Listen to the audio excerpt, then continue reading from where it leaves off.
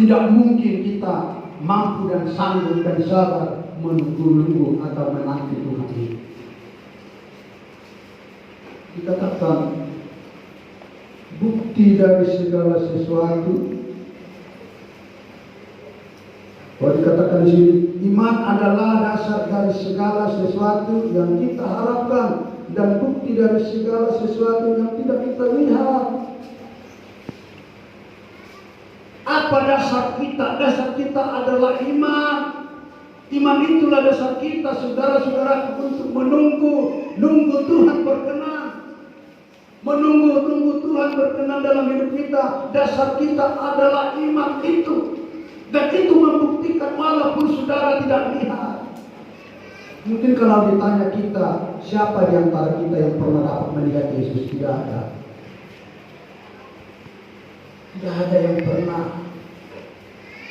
Tapi iman kita yang membuktikan saudara-saudara lewat firman Tuhan yang hidup, yang kita dapat baca dalam Alkitab ini, diceritakan tentang Yesus yang hidup, yang datang ke dunia menjadi manusia untuk memberikan kita keselamatan, kebebasan dari setiap dosa-dosa saudara-saudara yang dikasihi.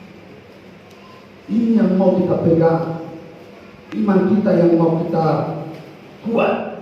Itu yang membuktikan kita saudara-saudaraku, dan itulah dasar kita tetap berharap, bersandar kepada Tuhan, sekalipun Tuhan kita itu tidak pernah kita lihat, saudara-saudaraku yang dikasihi.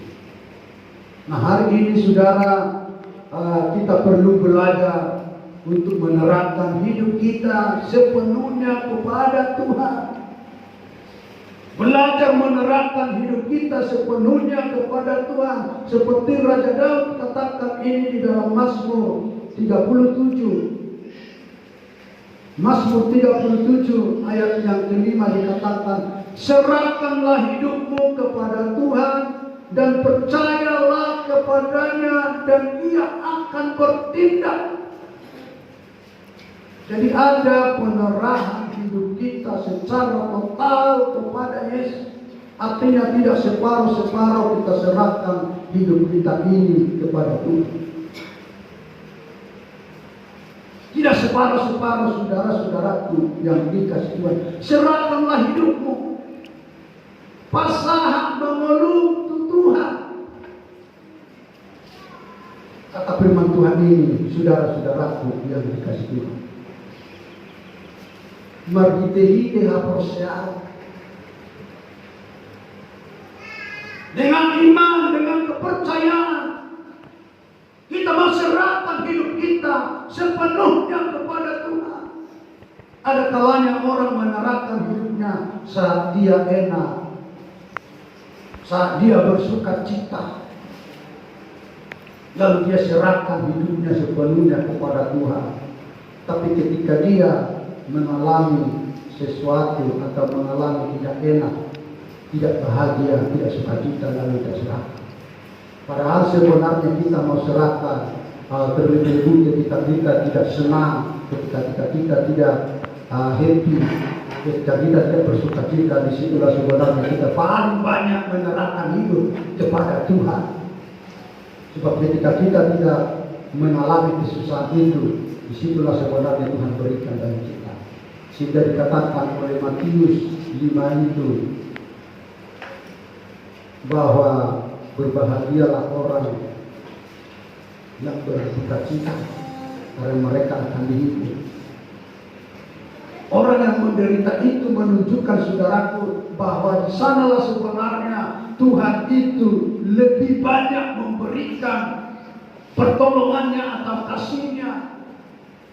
Maka di sana kita mau belajar. Ada orang berkata ketika dia ada penderitaan, dia sangat merasakan bahwa dia sudah dilepaskan oleh Tuhan.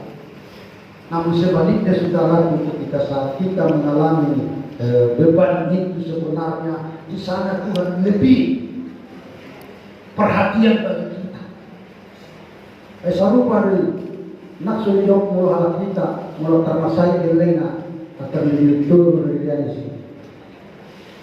Tidak anti itu sakit. Lebih baik, lebih enak dikasih. Tapi kalau masih sehat-sehat, atau yang malah baru itu sama.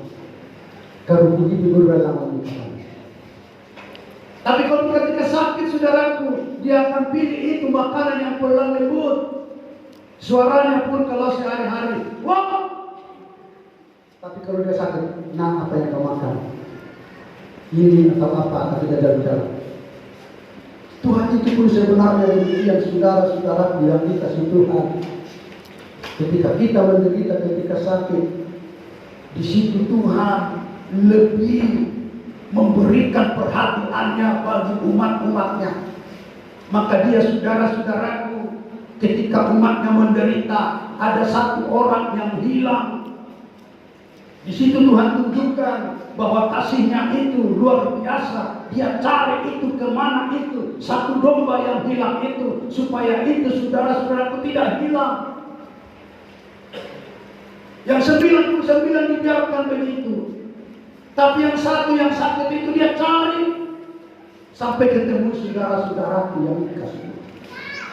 Begitu kasih Tuhan itu saudara-saudaraku. Maka oleh karena itu ketika kita pun ada masalah persoalan, sakit penyakit beban, penderitaan itu percayalah saudara tidak akan pernah ditinggalkan Tuhan. Bahkan disitulah saudara lebih diperhatikan, lebih diperdulikan oleh Tuhan. Dan Tuhan akan berikan yang terbaik bagi setiap kehidupan kita. Haleluya. Maka firman Tuhan berkata, mengucap syukurlah senantiasa. Sekali lagi saya katakan, mengucap syukur. Secara logika atau secara pikiran kita tidak masuk akal. Tapi ketika kita berduka cita itu, sengsara itu, di situ Tuhan begitu perhatian dari setiap kita, tidak akan dijaga. Tuhan akan berikan yang terbaik bagi setiap kita, saudara-saudara yang sudah hidup. Maka dikatakan tadi saudara, kita perlu belajar untuk menerapkan hidup kita sepenuhnya kepada Tuhan. Dalam Mazmur 37 ayatnya ke-5 ini. Serahkan sepenuhnya dari ujung kaki sampai ujung rambut hidup kita ini, kita serahkan kepada Tuhan. Mengapa kita serahkan kepada Tuhan, saudara-saudaraku? Karena hidup kita ini sesungguhnya bukan milik kita, tapi hidup kita ini adalah milik Tuhan, kepunyaan Tuhan. Maka Tuhan tidak suka ketika tubuh kita, hidup kita ini dikotori dengan kenajisan.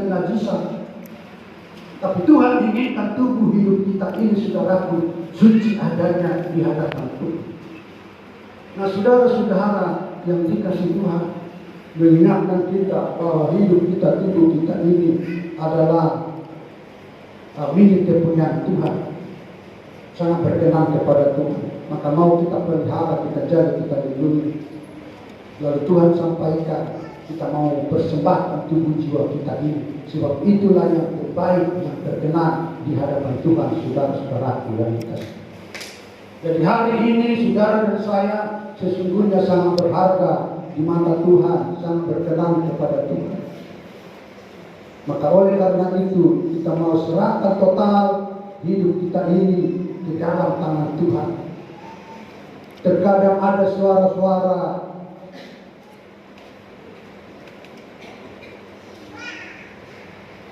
yang mungkin membedakan sesuatu bagi hidup kita, saudara yang dikasih Tuhan.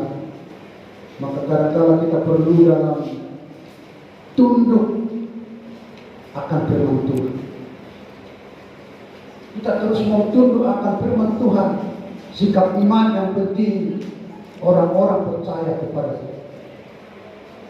Maka dikatakan dalam perjalanan bangsa Israel pun, mereka, saudara-saudaraku, ada kalanya mereka berhenti, ada kalanya mereka berjalan. Ketika malam mereka berhenti, sebab di situ berhenti yang api. Ketika siang mereka berhenti, sebab di situ embun berhenti. Itu diatur oleh Tuhan. Dipelihara oleh Tuhan. Jadi tidak asal-asalan itu api malam hari itu berhenti, tidak. Ada maksud-maksud Tuhan yang terindah bagi mereka.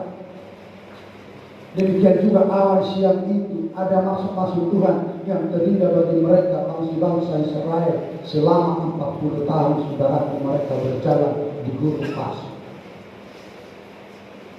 Awan berhenti, mereka berhenti siang hari. Api berhenti malam hari, di situ mereka berhenti. Mereka mengikuti itu saudara-saudara. Dan hari ini, akhir ini saudaraku, awan itu bisa melambangkan firman Tuhan bagi setiap kehidupan kita. Apa yang dikatakan firman Tuhan itu mau kita ikuti saudaraku di tengah-tengah perjalanan kita di air-air sana ini. Ketika kita lari daripada itu saudaraku, kita mungkin akan beradu di dalam dosa-dosa dan kejahatan yang tidak berkenan kepada Tuhan. Maka siang hari ini, kalau firman Tuhan ini kau mengajari kepada kita saudaraku, maka jika ada di antara kita yang sedang menunggu-nunggu sesuatu dan tidak sabar, mari berdoa, mari kita minta kepada Tuhan biar dipenuhi kita dengan Roh Kudus, hati, diberikan petunjuk-petunjuk bagi setiap kita. Tiba-tiba pasti balik keluarkan apa yang disaksikan Tuhan. Minta kepada Tuhan, minta kepada Allah, mohonkan kepada Allah.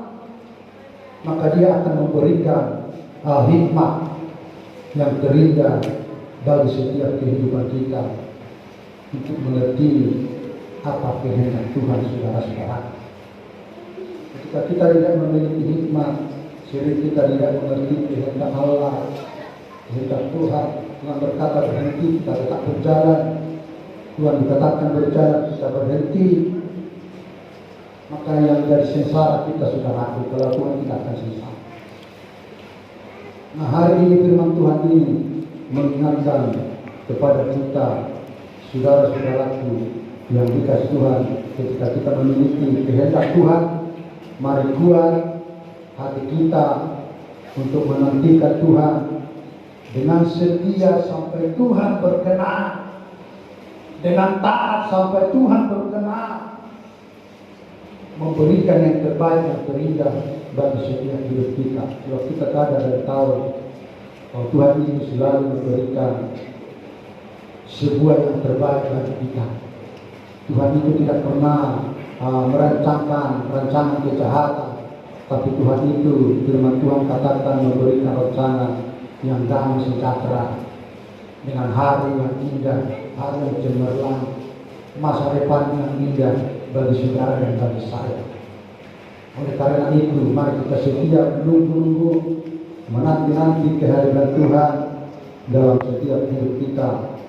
Tidak ada yang lebih baik selain menanti Tuhan dan mengikuti pimpinan-pimpinannya dalam setiap hidup kita.